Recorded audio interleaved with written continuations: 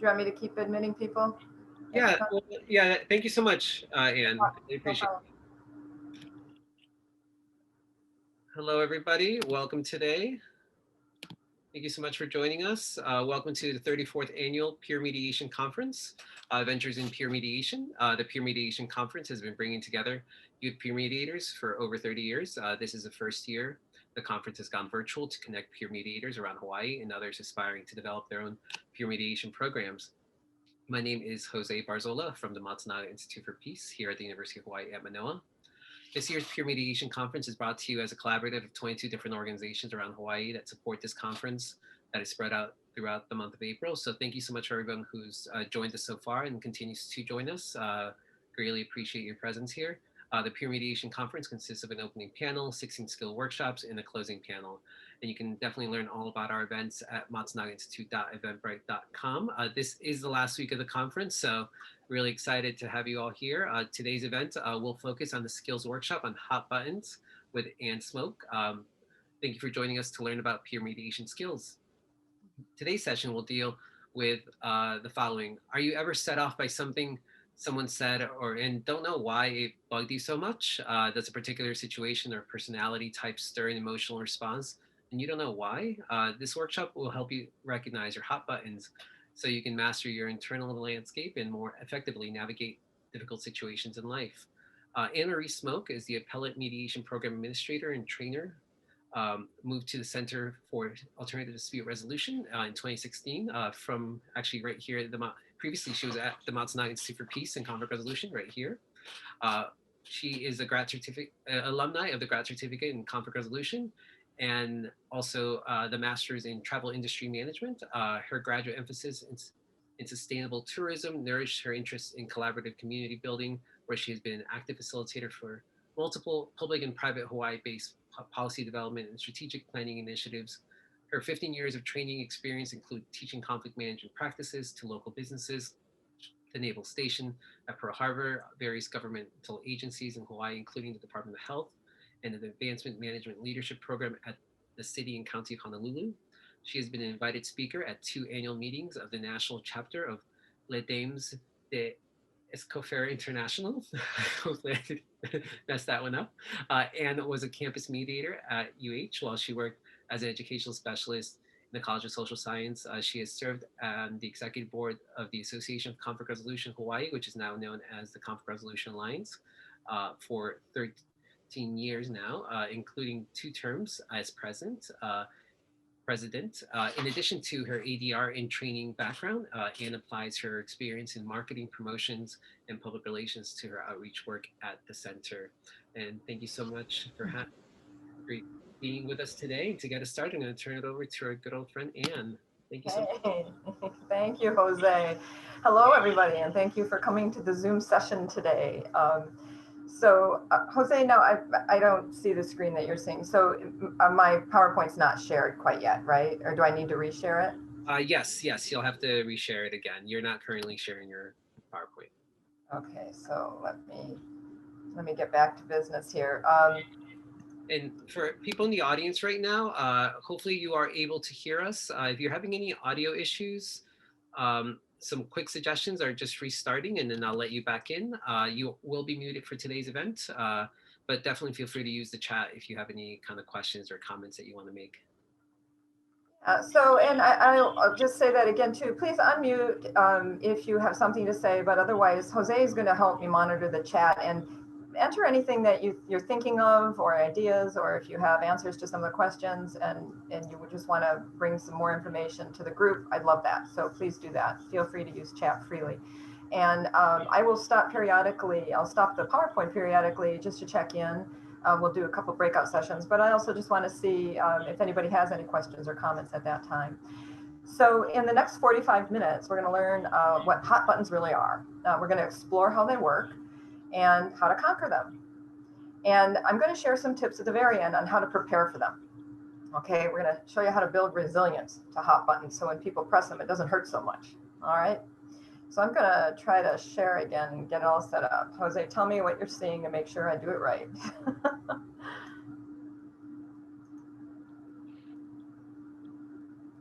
I can definitely see the presentation. Fantastic. Oops, I've got to reshare here. Sorry about this, folks. I'm just getting everything lined up here.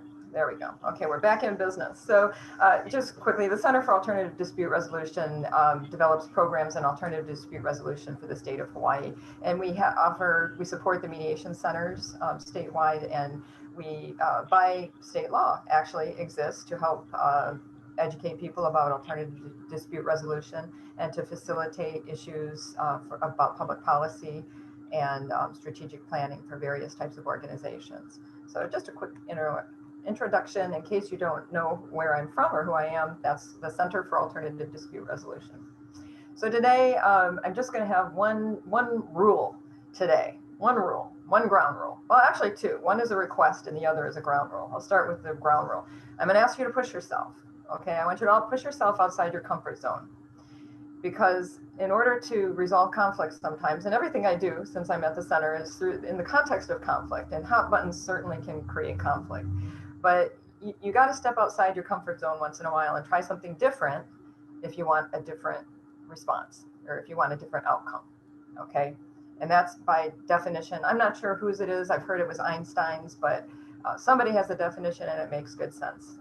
Insanity is doing the same thing over and over again and expecting different results, and it ain't going to happen. So there's ground rule number one. Step outside your comfort zone, at least while you're taking this information. The next is request. If you can, and not everybody can, but if you can turn your video on, I would most appreciate that. I like to see the interaction with people. It helps me to see if I'm saying something and everybody's got a kind of sour look on their face, I know I've missed the mark. or I've said something that is just not jiving or something. So it really helps me to see your reaction. So I appreciate if you can. And if you can't, that's fine. But when we get into breakout rooms, I do request that you put your videos on in the breakout rooms because they're small breakout rooms. And I think it provides a level of comfort for everybody. Okay. So with that, let's talk about hot buttons. Very simply, a hot button is a trigger, okay? It can be a situation, it can be an event, it can be a person, or it can be simply something that someone says, okay? And it can trigger, and it will. This is what makes it a hot button. It triggers a negative emotional reaction in you, okay? So we say, he or she really pushed my buttons, right? They really got to me. They got under my skin. They did something that made me react, possibly emotionally, in many different ways. So when you encounter behaviors that push these buttons, it's because you perceive that the other person's words or actions are a threat to your very identity. Okay, in some way, that hot button is linking to something deep inside, and it's actually threatening your identity. It's challenging your values. Common triggers can include real or perceived threats, and we'll get to that a little bit more in just a little bit. But they're perceived threats to your competence, to your worth, or to your independence, okay? All of those things are a big deal, right? Am I right? Can I see some nods? Any of those threats would be something that would make the hair stand up on your neck. So what's our primal reaction to threat? Okay, when the caveman came out of his cave and there was a saber-toothed tiger behind him, he had a couple choices, right? It was either to fight, to turn around and fight, or it was to flee. Okay, those are our two common reactions, and that is primal. That's within us. When we're threatened, we react. Okay, so our fight and flight system gets engaged when our hot buttons are pushed. Emotions build, we react. And when we react, it's usually in a destructive manner. Anytime you react from an emotional state, it's usually going to be destructive, okay? Or it can lead to destructive reactions, okay? So either way, you're fighting back. If this is left unintended, because of the reactionary consequences of hot buttons, they can be a huge source of conflict. So we want to learn how to manage them. The good news is that as we become more aware, or if you become more aware, if you choose to become more aware of your hot buttons, you can also learn to lessen the intensity and become, I'm going to call it a master of your domain. Okay. think that's a Luke Skywalker thing. Now this is important because while it's common expression to say he presses my buttons or she's baiting me, your hot buttons say more about you than they do about the other person. It's important to remember that. So let's dig a little deeper to understand where they come from. Now we know that buttons are triggers. They can come in all forms. They might be certain things that people say. It might be certain behaviors that really irritate you more than usual. It might be a personality type. I'll give you an example of that. Probably many of you don't remember, you're too young to remember, there's a TV series called Ally McBeal. And there was a Calissa Flockhart, who you may know from other things she's done, played a starring role in this show. She was Ally McBeal. There was a point that I turned to my boyfriend at the time and I said, I cannot watch this. I can't watch this, just turn it off. And he couldn't figure out why. And he's like, what's the matter with it? I said, she just bugs me so much, I can't stand it. And he really liked the show. And I thought, and he said, what is it that bugs you so much? And I couldn't figure it out. The show wasn't a bad show. The writing was pretty good writing. It was kind of funny most of the time. And some of the other characters I liked very much, but something about Calissa Flockhart, bless her heart, really bugged me. And so I started to think about that more and more at one point when I stopped watching the show and he would tune in every Monday night at 8 o'clock or whenever it was on. And I started thinking, you know, she actually reminded me of somebody in second grade. Very, just a similar demeanor, not necessarily physically or anything, but just a similar demeanor, something sort of a little bit flighty, but a little bit needy. There's something about it that, and this person in the class, you know, got a lot of attention. And I even remember one time she cried because in brownies, I won the Christmas present that she wanted. And so, you know, so I'm thinking, you know, am I making all these ridiculous connections? But I probably wasn't. There's probably a reason why Calissa Flockhart bugs me, and it could be connected to something that happened to me in second grade. And that's the bottom line with hot buttons. They're connected to our past. Okay, so it could be that somebody comes in late all the time and it really bugs you. They can come in with their booming box, you know, their booming, what am I thinking of? What's the sound? I'm thinking of a computer tape recorder. I can't even think of the name of them. They can come with their boom box. They can come in blaring their boom box or their music really loud, and that won't bother you at all. But if they come in late, that bugs the crap out of you. Why does it bug you so much? Do you know? It could be that somebody's inconsistent or wishy-washy. Something about that just really bugs you whenever somebody is inconsistent or they change their mind on something all the time. Or somebody might not share your same ideas about how to organize or cleanliness, okay? So these things bug us for a reason. So I want you to start thinking about it because I want you to start looking at patterns in your life on when certain things bugged you. And we're gonna start with a quick breakout room. And I want you to just come together in your group of 2 or 3. And I want you to share something you can think about, something that comes to mind that really bugs you. For some reason, when it comes up, when it rears its head in your lifetime, it really bothers you. And you don't quite know why. Okay, or maybe you do know why, but it's this consistent thing that bothers you. Okay, so go ahead and break out, take a couple minutes, and I want everybody to have a chance to share one thing that bugs you. And then also, I want you to think about how it made you feel. Did it make you feel embarrassed? Did it make you feel angry? Did it make you feel sad? Did it make you sort of feel diminished or marginalized? Is there something about it that created a reaction in you? So I want you to think about what it was, what it is that bugs you, and the kind of reaction that it generates with you. Okay, so go ahead and take a couple minutes to do that and try to give everybody at least 1 minute, okay? From everybody. Did everybody get a chance to share in that? Okay, did it kind of remind you of things that bug you? If the thumbs up if you thought of at least one thing that bugs you. Not that that's a good thing. It's not, I'm not saying it's good. I'm saying it's good you're aware of it. Right on. Good to hear. Thank you for that. So now that you're thinking about that, I want you to kind of think of that as we go through the rest of the presentation, okay? And we're going to have another breakout group, I hope, to do a little more work on that. But so now buttons, hot buttons or triggers, give us a glimpse into our values, right? And I'm talking about the deep stuff that matters, like respect, self-esteem, self-identity, reputation, security, recognition. And I want to raise your hand if any of you wake up every day and decide, what are we going to value today? What should matter to me today at a visceral level? Does anybody do that? Do you do that, Tanya, or is it something that's a little bit deeper? You don't really wake up every day and say, today what's going to bug me, or today what's going to matter to me. It's something that matters to you every day, right? Because our values are not something we decide on in the morning when we're having a cup of coffee. They're deep, man. They are deep. They're not quite genetic makeup deep, but they're part of our behavioral development. They come from life's experiences, for better or for worse. So when another person's actions or something they say upsets us, it's often because it violates our expectations about how people should behave. And so it feels like an attack on our values. Now that's a big deal. Hot buttons are a big deal. That button getting pushed is attacking your values. These expectations are linked. The expectations that we have for behavior are directly linked to our values, and they arise from early life's experiences, as I've already mentioned.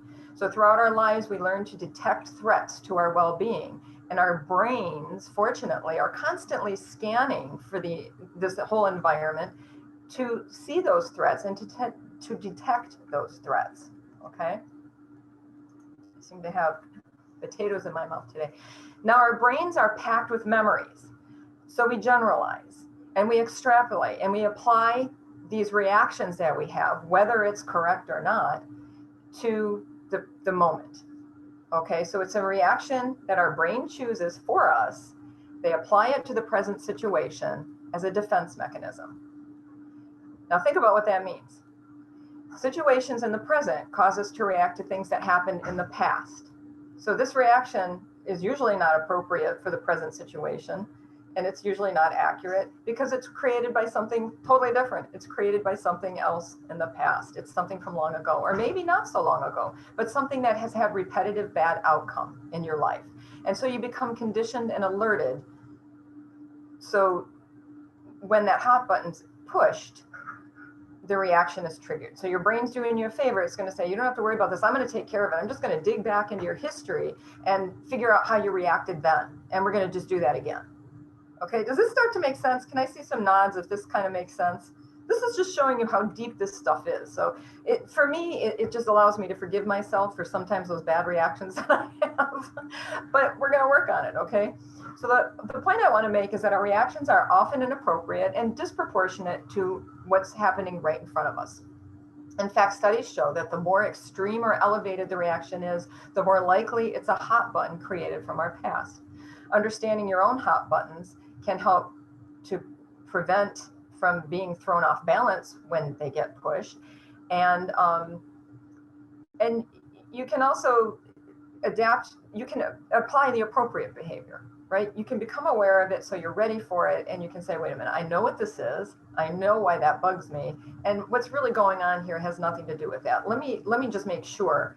And I'm going to show you ways to test it to make sure, and to just kind of give you time to regain your balance from when that hot button was pushed.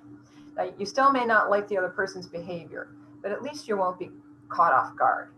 Okay, and that's the point to this. So when you discover what the triggers are, you can start to work on resolving the problems they cause. All right? So if anything, I'm sharing right now makes sense to you, you should feel very empowered. So nod or thumbs up if this is making sense. Yes? Right on. Okay. You should feel very empowered by that because this puts you in control. Becoming conscious of your hot buttons allows you to build your self-awareness and to actively work on handling the reaction when you feel triggered. It's called emotional intelligence, I think. And it's all skill. It's not always easy, but becoming familiar with your hot buttons or triggers can be a great starting point for understanding yourself.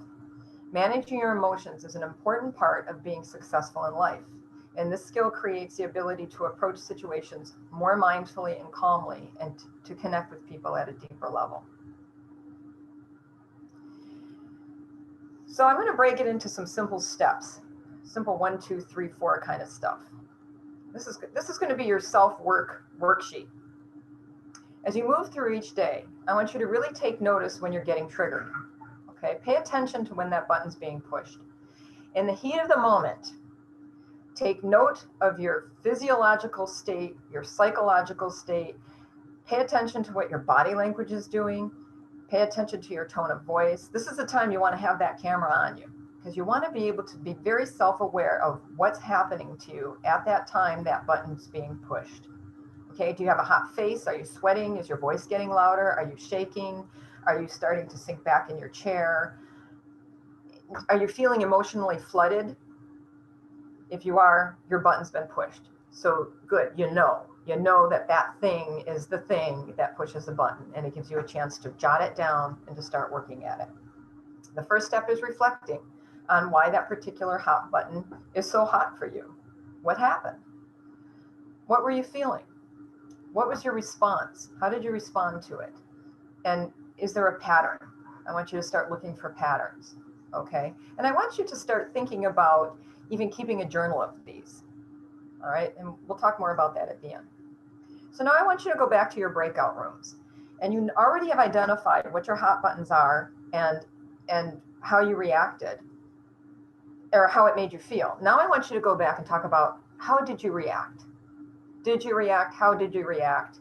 Have you already done this exercise and you have a good way of reacting that's worked for you? Okay, so go back to the same group that you were in before.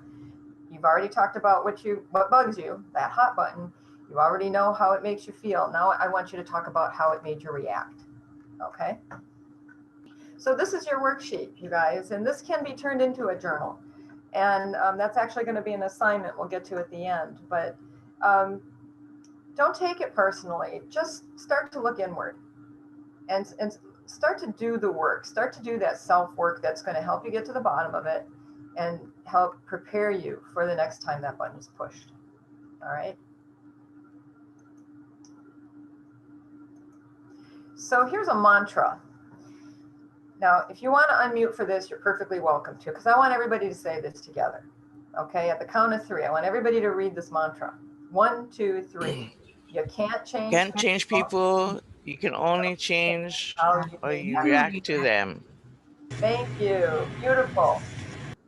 Okay, say it again. Tattoo that on your forehead and mirror every morning when you look. Remember, you can't change people, but you can change how you react to them.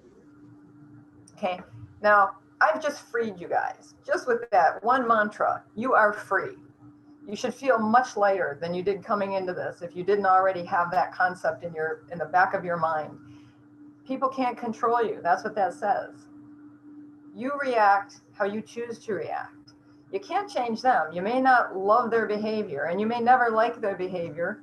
You can make choices about that too and how you interact with them, but you can change how you react to them. And that means that you can't let them get the best of you.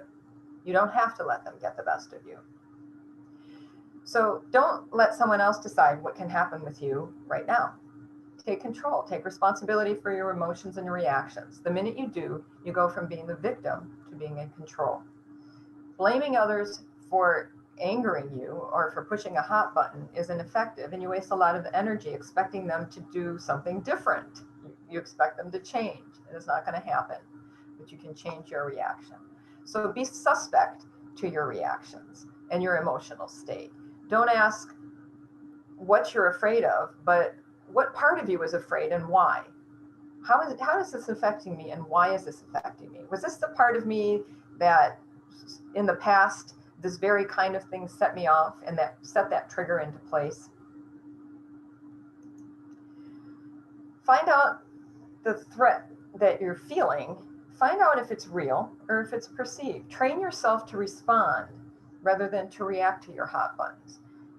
You're going to discover that when that button's pushed, you're hyper alert to certain slights or certain comments or certain things that are said. You're hyper alert to them and you're hyper reactive. And it's creating conflict sometimes where there isn't any. Remember, this is internal. So until you react, there's no conflict. To find out, I want you to name the threat out loud that bugs you when it happens and say, this is what bugs me. And then I want you to stop the person. If it is a person that has actually created that, if it's something they said, it's a comment, or if it's something they do, the behavior, I want you to call it out. I want you to say out loud what bugs you about that, and then turn it into a question and test the reality of it. Because sometimes, because those are hot buttons from the past, we are creating something that isn't really happening. Okay, we tend to create some sort of a conflict between the person that has pushed that hot button, because maybe they did not do it intentionally. Maybe their sloppy manners doesn't jive with your very neat way of organizing things. And that is pushing the hot button, but it has nothing to do with them as a person. They're not trying to do something to you intentionally. So it's worth the reality check here. So for instance, if your hot button is when you feel like someone expects you to clean up all the time. Do any of you have that feeling? They always want me to do the cleanup. They leave a mess and just expect me to do it, like I'm a maid or something. Or like, you know, they're too busy. They've got more important things to do. Okay, that might have affected some of us that way in life. We might have that feeling about that. Then just ask, when you leave that mess on the table, do you expect somebody to clean it up after you?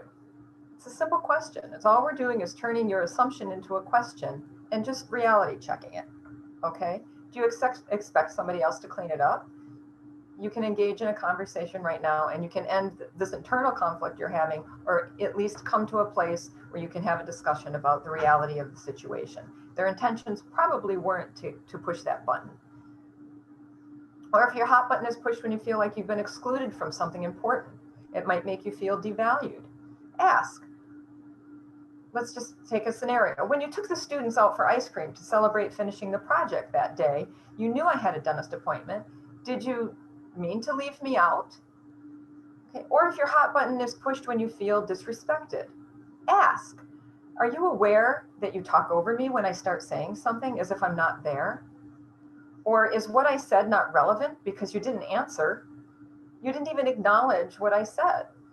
If you ask, you're doing the reality check and you're going to do both of you a favor. Okay, because if the intention wasn't there, you can start to deal with the internal problem that you're having and actually put that hot button into place. I want you to consider too the alternative motives, because some people are driven by things, that behaviors that they may not even realize why they're doing it. Some people may feel threatened and so they become a little bit more aggressive, or some people may feel apathy because they cared so much and it didn't seem to matter before. So they're just going to mask a behavior of apathy. So you have to really give people just a little bit of consideration too, even though it's your button being pressed, to see what might be bugging them. Okay, maybe that's worth a thought too. So move beyond the blame game. That's going to serve you well. An abrasive peer who puts others down may be an egomaniac. It may be their own insecurity. He might be insecure. He might use put downs to cover up his own security. The behavior itself may not be pleasant, but how you view it in a situation may affect the intensity of your emotional response to it. So wonder why something was said, or wonder why something was said or done, and not so much why it was done to you. Okay. This is a really important rule, and this is another one. I want you to put this up on your wall. This is my permission to all of you. Don't allow anybody ever to cajole you into continuing when you feel hijacked, because proceeding means it's not going to go anywhere good. Okay, so when you're emotionally flooded, stop the conversation. I'm going to give you permission right now. Just stop and say, hey, I can't talk about this right now. I'm really mad. Or I need to take a walk. I'll deal with this. We can set a time to talk, or maybe we can come back later, but I can't talk about it right now. I'm just too upset. That's okay. That's actually the best reaction you can have to something when you're feeling emotionally flooded. Okay, so when that button is pushed, step away if you need to. Keeps you in control. So I'm going to repeat this with emphasis because it's so important. Don't be a football of other people's actions. Okay, if you say he hurt my feelings, she makes the office a miserable place to work, they're a clique and they're horrible, they don't include me, I feel demoralized, you're the victim. You're the victim and you're a football of other people's opinions. If you're a football of other people's opinions, they have control over you. They are the antagonist, and it's a reaction that they want. You're going to give them exactly what you want. So if you do that every time, you're going to continue to be kicked around. If people figure out what's bugging you, and they do have bad intention because they want to get a certain reaction for whatever reason, take the fuse right out. You can just defuse that by just stepping away and just saying, you know what, I'm not going to let that bug me. I know why it really bugs me, and I know they're trying to push my buttons. So step away. Now, if you've taken the time to figure out the things that really bother you, the real root of the triggers, you're going to force that person to change because you're not going to respond. So that's when you can force change. When you don't respond the way they expected you to, they're going to have to take on a different action. Okay, they're going to have to do something different, especially if they want to continue to seek some sort of sadistic pleasure, which would be unfortunate, but it happens. Or if they want to engage you for some reason, they're not getting enough attention, you're not giving the attention that they want, okay, for whatever the reason is. If you take control of your emotions and your response, you're kicking the ball right back to them, and that's what you want to do. So give yourself a pat on the back, because now you are the master of your domain. And I'm just going to give you a few quick tips. How much time do I have? Just about a minute or two. Can I have an extra 5 minutes of everybody's time? I'm going to give you a few quick tips, and I'll make these quick. These are the power tools. This is how you're going to build resilience and how to resist those hot buttons, so when they're pushed, you don't react in the way, or it gives you a little bit more time. So this is a quick de-stressing. And if none of you do any kind of breathing work, this is a great one. This is from the Navy SEALs. This has been researched with students actually in universities under highly stressful stressful situations, highly stressful psychological situations, and it shows that things are tempered, and that when decisions are made after these breathing techniques, they're actually better decisions. So you're going to make better decisions if you can slow yourself down, and here's one quick way to do it. And you just inhale for 5 seconds. 1, 2, 3, 4, 5. Hold your breath for 2 seconds. 1, 2, and then exhale for 7 seconds. 1, 2, 3, 4, 5, 6, 7. If you do that 5 times, your blood pressure is coming down. If you were to actually take your blood pressure, if you have an iWatch or any device that can do that, check your EKG, check all that stuff, this lowers your blood pressure.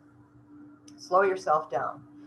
If you're feeling heated, remember, I can't deal with this right now. I can't talk about it. I'll come back to you later. Take the time to take some breathing technique and slow yourself down. Okay, do yourself the favor. You will make better decisions. Here's another one. This is very powerful. Nonverbal communication. When we react to something, it changes our facial expressions. Okay, it's very powerful. Something externally can actually cause an internal response that causes our muscles to move. It's a physiological change. That's impressive, right? You can do the same to your facial expressions by starting inward. If you smile, or starting externally, if you smile, if you force that facial expression, it actually changes your emotions, and you will feel different. So in that time when it's heated, when that button's pushed, you know, whatever it takes, if you've got something on your phone that makes you laugh, if there's a meme or something that gets you a chuckle, if there's somebody you can call that calms you down, or somebody that makes you smile, put a smile on your face. That sounds really corny, I know, but it actually will change your emotions, and that's very powerful. The go to your balcony and detach your wits, or collect your wits, is something from the Harvard Negotiation Project. So students, I'm already sending you to Harvard with this one. It's a simple technique of taking yourself out of the situation. So if 2 people, you and one other person, or if you're in a group of people and you're feeling heated, you're feeling angry, it's a mental state where you detach yourself. You put yourself on a balcony. I think they say in a movie theater or stage, you know, a theater where there's a stage production going down, and you look down at the stage and you see yourself on the stage with that other person. So the interaction is not taking place directly with you now. You're viewing it from another perspective. Okay, so detach yourself, and it's really just a metaphor for stepping away, for not being reactive, and for trying to look at it differently so you can choose how you react. Okay, it's a method of cooling down and de-stressing, so you can put yourself in more of a creative mode for problem solving. Okay, so think about that physical metaphor. And if you have a beautiful view of something that you want to see from that balcony, put yourself in that view and make it pleasant for yourself too. If you like vintage cars, put yourself in a vintage car lot with that other person in the argument or in the heated moment and view it from that perspective, but make it pleasant for yourself. Take time to conjure an image though. I'll share my image with you. Mine is the Zen Duck. I have a Zen Duck because my Zen Duck I get from Rachel Maddow, and she says, when things get really rough, when stuff really starts to bug you, just let it form water droplets on your back, like it's the back of a duck. And the oily feathers of the duck will cause those problems to beat up like a ball of water and just roll off. So that's my Zen Duck. So if you have your own image, if you have some sort of metaphor, to take you out of the heated moment and just give you a moment of either pleasure or joy or something to make you laugh and change that inner emotion, that's going to work for you. It can be a very powerful tool. The idea is just to disconnect though. It's that automatic reaction to something that's going to be a little bit more planned and prepared and probably calm. So with that, I'm open to questions, and I also want to send you home with that assignment. And it's really simply just going back to those 4 steps and considering the 4 steps of awareness. Let's quickly go back to that. And create a journal for yourself. And I want you to put a picture on that journal of your Zen Duck. Whatever it is that you come up with, something pleasurable, put that on the cover. If it's a device that you're keeping your journal on, keep an image of something that gives you pleasure, that makes you laugh. So go find it. Take the time to find it and let that be your Zen Duck. And make it part of a journal. So when that thing happens, when you feel those heated things happening, you can start to jot them down. And over the course of a week or a month, take a look and see where the patterns are. It's going to help you identify the specific thing that seems to be bugging you, and even make you go back into history a little bit to think, why is it that bugs me? And maybe you can overcome it. Maybe you can start to say, you know what, that is so long ago. That nun in 2nd grade, man, she really affected me, but she's gone. So I don't need to feel like I'm marginalized. I don't need to feel like whatever it is that's making me feel that I connected to that. So do yourself a favor, find your metaphor, find your Zen Duck, and start to create a journal and look at the patterns and take the time. Because ultimately, what that's going to do is going to allow you to calm yourself, to not react emotionally, and to become the master of your domain, which is the idea. It makes you a better citizen, and it allows you to participate more richly with people in your lives. So are there any questions? You can open your mics and feel free to ask. Or Jose, did anything come up in chat that we should address? No, I think you've been pretty thorough. I think they've enjoyed the breakout rooms, but oh, we have something. Oh, good old friend Ben. Thank you. You packed a lot into 45 minutes. I appreciate the strategies for covering or child-proofing our buttons. I like that, Ben. Can I use that? I'm going to child-proof the buttons now. That's a very good term. Love it. Is there anything else? Any comments or questions, or does anybody want to share anything? Just feel free to open your mic if you do. No? All good? All right. Well, thank you very much. I appreciate it. And I apologize for going a little over time. Not at all. This is actually very enriching. Thank you so much. Thank you, Anne. I'm going to stop the sharing right now just so we can do a little bit of closing. Oh, here are the comments coming in. Thank you so much. Wow, wonderful. Love it. Well, thank you, Anne, definitely for providing us this amazing skills workshop. I know that hot buttons has always been a popular conversation when I happen to have been in the classroom. It doesn't matter what age you're in, or, it's when it really gets to it, people are like, oh yeah, there are those things that tend to bother me. And it's always great to be able to take a step back and reflect upon it, to just, you talked about someone from elementary school, like or kindergarten, like, you never know what little triggers there might be embedded in our minds. So I truly appreciate your insights into peer mediation, your approach as a peace builder and conflict resolver, but most of all, your passion and kindness and all that you do. So thank you so much for Thank you, being Jose. part And thanks everybody for coming and for sticking it out. Yes, and last but not least, thank you all to everyone that joined us today's event. We deeply appreciate your interest in supporting joining us to learn about peer mediation programs throughout Hawaii at the 34th Annual Peer Mediation Ventures in Peer Mediation. And